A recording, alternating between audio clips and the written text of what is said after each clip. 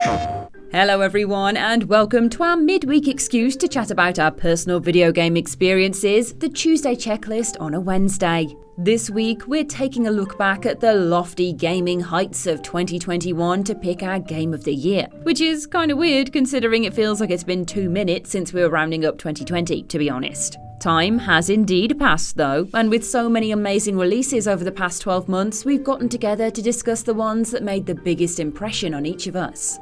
Without further ado then, let's get the most casual, low-key awards ceremony started. Nobody got the black tie memo. First up is Dave. 2021. You sound so aged. Oh, God. It's been a struggle, hasn't it? It's been a struggle. 2020 was hard, 2021 was hard, but do you know what's been there? My PlayStation has been there. Yes! It's been there for me, in thick and thin, sometimes making life worse, actually. And my Game of the Year is a game that, in a way, made me feel worse. But in a way... That's a good start. Made me feel so much better as well. Dave, we gave you the pep talk beforehand. It might have been Demon's Souls, except that came out last year. But I didn't finish it until January this year, and I loved it, and I just had to say it again. My God, it's so good, and I've had just happy memories of the Christmas period and then the New Year period just playing Demon's Souls, and just, wow, it's amazing. But after that, it was a real toss-up between Ratchet and Clank and Returnal, and I've had to go with Returnal because I just became completely obsessed by it in a way that I haven't been obsessed by any other game this year. And that's what I mean about it being good and bad, I think. Like, it can be quite a punishing game. It's quite hard, and on the face of it, I find that confusing as to why I've enjoyed it so much. It's just so wonderfully compelling, and it just kept me going all the way through, despite it being, you know, all the setbacks and the interesting mechanics to discover. Returnal, if you haven't played it, is a wonderful kind of third-person action shmup, kind of. What? It's like a shoot 'em up. Oh, a shmup. Yeah, that's what they're called. A shmup. Is that really what they're called? Yeah. Welcome to the games industry, baby. Oh my God, I've I have no idea. Never heard of a shmup. They are called shmups. They're called shmups. Rob and I say that. Games industry, They're too young, Dave. Yes, they're too I know. young to know They what still a shmup is. pronounce shmups their over T's here. and Shmups. You're a shmup.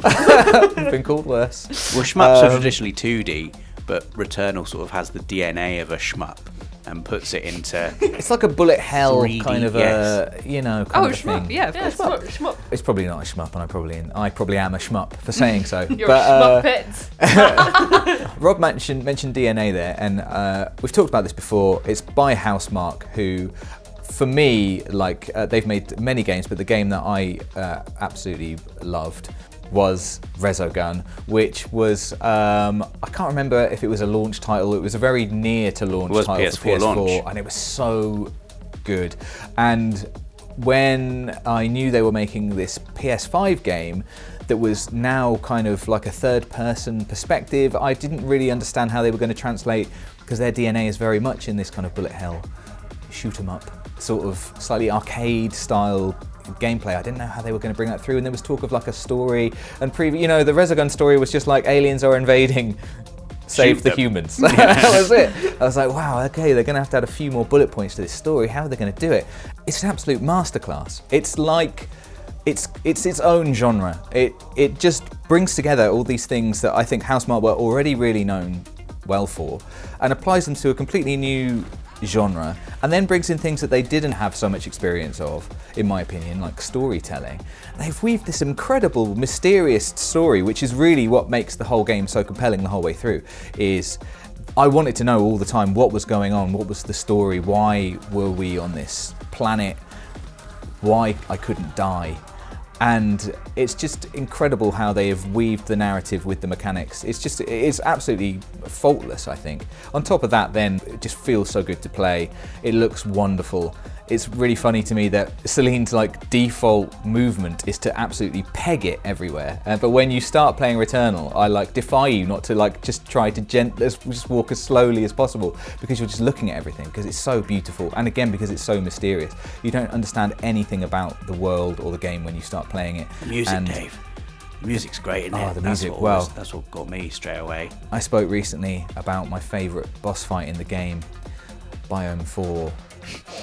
And it's all about the music. Like that whole biome is about the music. It's all this crescendo leading to this boss fight with basically a musician. The music's so great, and then the things that they've done with Don't Fear the Reaper, the way that they've threaded that throughout the game, which you may or may not know about, and I'm not going to say any more about it in case you don't. It's just so much better than I could have dreamed it was going to be, and I was already very excited for it. And I admit, I hold my hands up and say that I massively underestimated Housemarque and their skill, and I feel like a fool because they made one of my favourite games on PS4, so why did I think that they wouldn't be able to do it this time as well? I don't know, but yeah, it was tough, and I do feel bad for Ratchet and Clank Rift Apart. That was like ear-to-ear smiles, whereas Returnal was like ear-to-ear question marks, and I've gone with question marks. I really struggled to narrow this down to begin with because I've had loads of really enjoyable moments with games across this year. There's loads of things that have really stood out to me for different reasons as well. So maybe some like smaller indie titles that I've gone, oh my God, that's really taken me by surprise and I really have enjoyed it.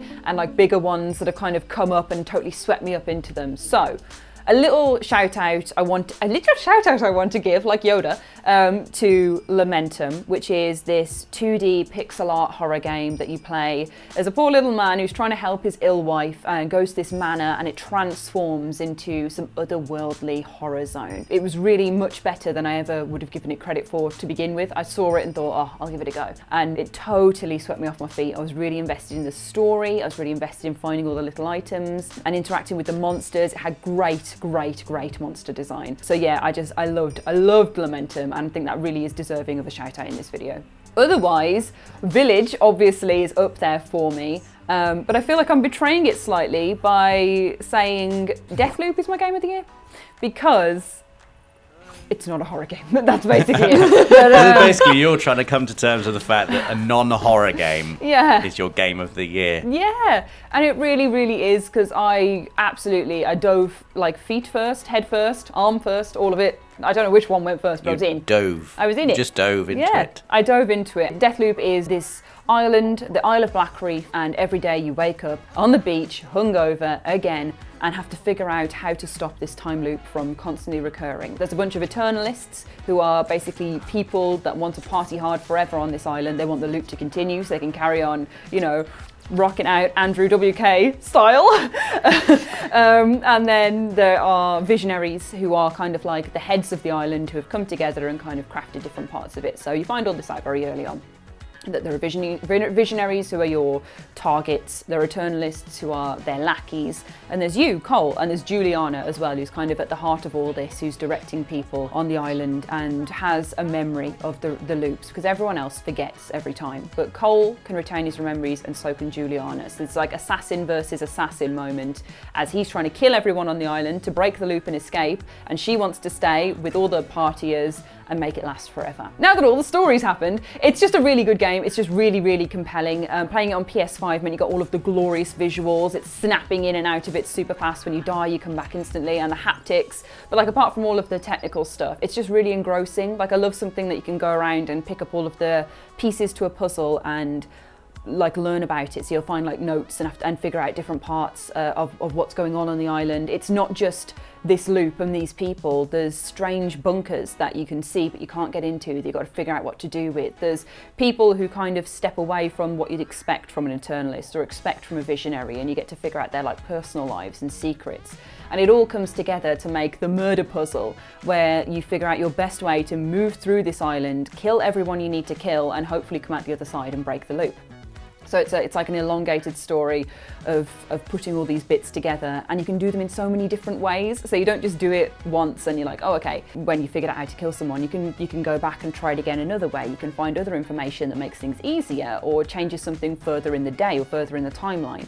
It's just really, really compelling. And for anyone who likes Dishonored, and I'm a fan of a Dishonored, it's very Dishonored flavoured. You've got supernatural powers that you can use to kind of help. You get the big machete, and that's where I'm getting to with this, is the machete. No, that's how you say it. It's a machete. Anyway, the big knife. You get a big knife and you do one-shot kills with it, or like 2 hits and someone goes down. So when you're doing sneak attacks with the big knife, it's so satisfying going around doing the little knife kills. I love games where it's not just all like first-person shooter where you can play around with it. It's having the supernatural powers where you can link people's minds together and then shoot them from afar, or you can like teleport, I think, like blink through things, you can go invisible. There's loads of really fun stuff that you can do with it. But the big knife, old classic big knife, was the most satisfying of all. It's just done so well. But yeah, the story's super compelling, the characters are super compelling, finding out all the secrets is super compelling, putting the puzzle together is super compelling. It is such a satisfying game, and it has to take my spot as number 1 as much as I'd like to be a spooky goth. Deathloop is absolutely my favourite. It's just, it's deliciously morbid and dark with all of the death, and deliciously mysterious with all of the looping. So yeah, Deathloop. Game of the Year 2021. This has been really tough, but I've managed to narrow it down to 2. I feel like everyone's... No. One, Rosie. But my runner-up, I'm just gonna say it anyway, my runner-up, it has to be It Takes Two, just because I think It Takes Two is a phenomenal game. Like, the amount it does for you and a cooperative player, the adventures you go on, the games you play, the story it tells, the characters. I was completely blown away by this game, and that's why I just quickly wanted to say It Takes Two, runner-up. Looking at Rob in the face like, no, I will say it. I just have to say it. I have to say It Takes Two because it's great and phenomenal, and please everyone play it. But the entry I've gone for, my game of 2021 is Hades. Yeah. Of course.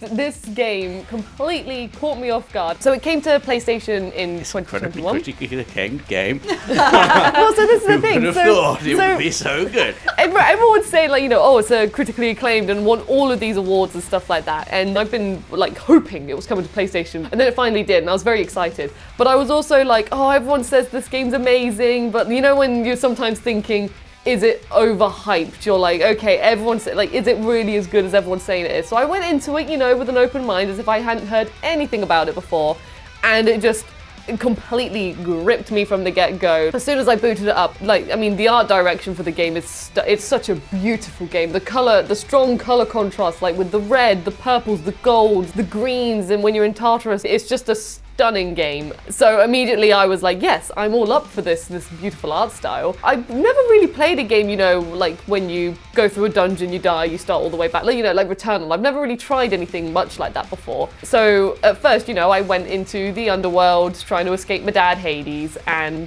I, you know, died in like 5 minutes, and I was just like, okay, it's fine. This game's one of those games, you know, you die, but you get better as you go on. My friend summarized it so well. He said, you start playing the game, you know, with the goal of just escaping. So you're focusing so much on like fighting in the underworld and trying to get out.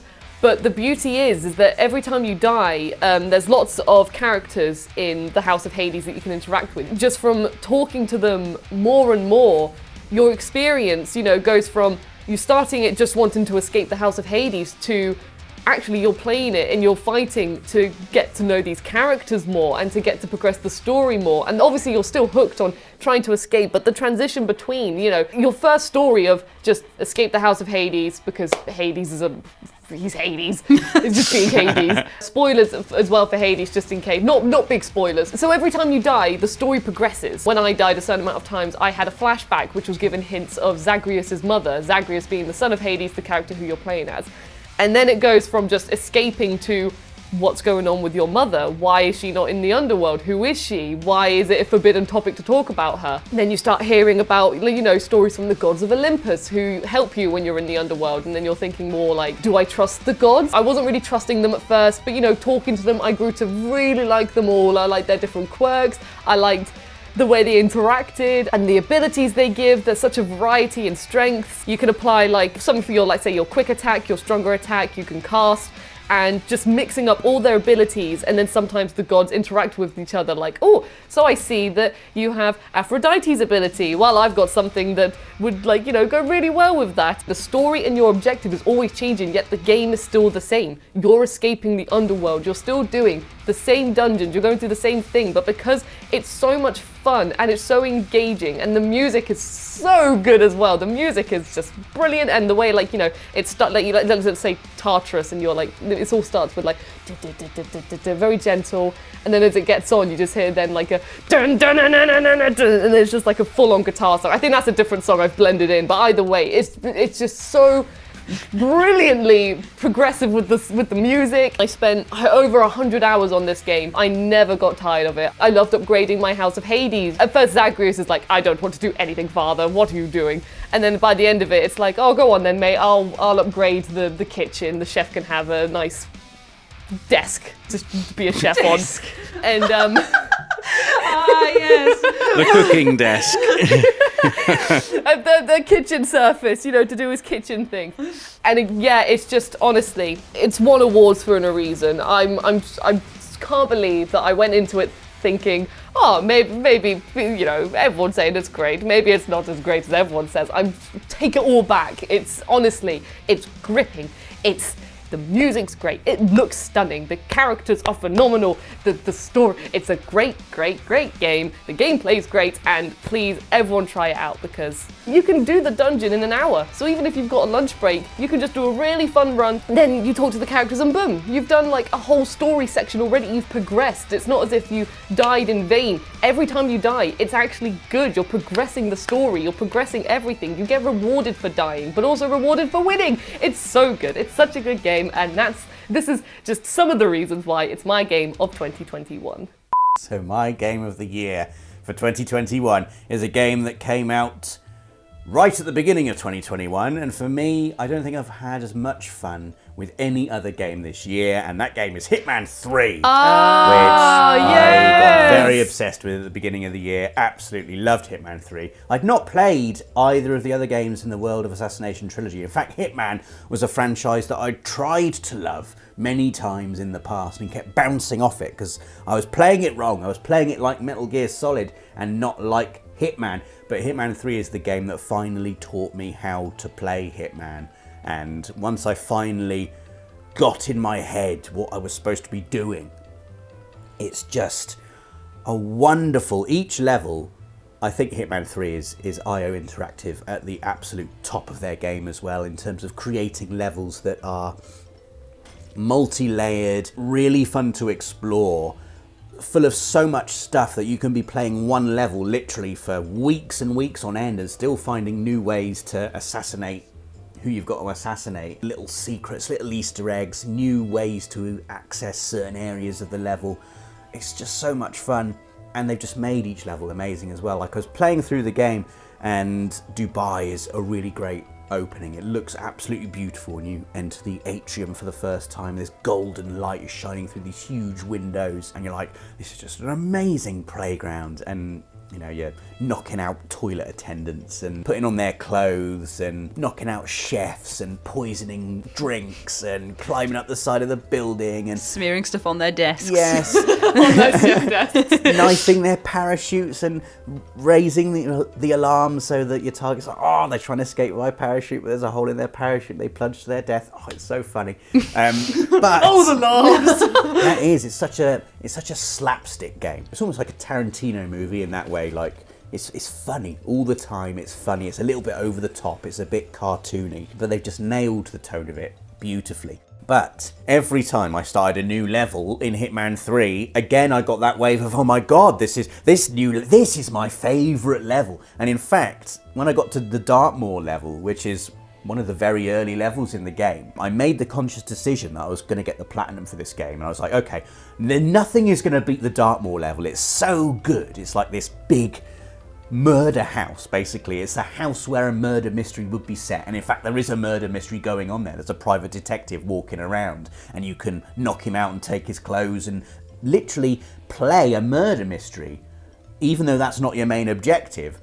And I was playing it thinking, this is so good. You could just have a whole game that's just you solving crimes like this. That little slice of detective murder mystery was a better detective game than actual detective games. And that's not even the main thing you're supposed to be doing. So I made the decision, like, I'm going to save this level and I'm going to do this level for the Platinum Monday when I do the Platinum Monday. Because nothing's ever going to beat this level. This level is amazing. And then I played the next level, which was the Berlin level.